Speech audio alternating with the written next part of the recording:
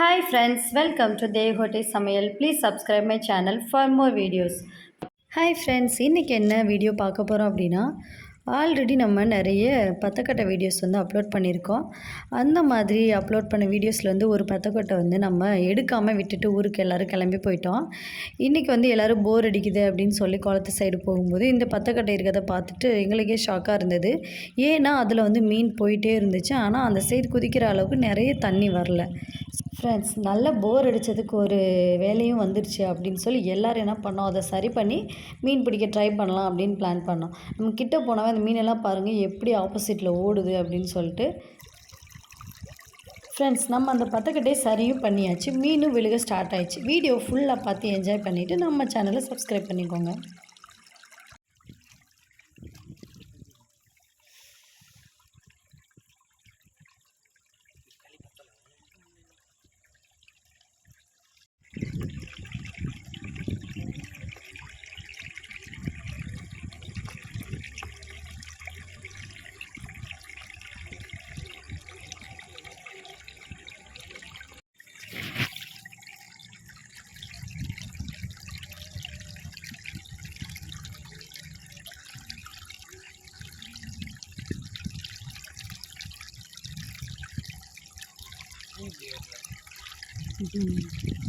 இன்னும் இதுக்கு மீன் தெரியுது நிறையா எழுச்சி.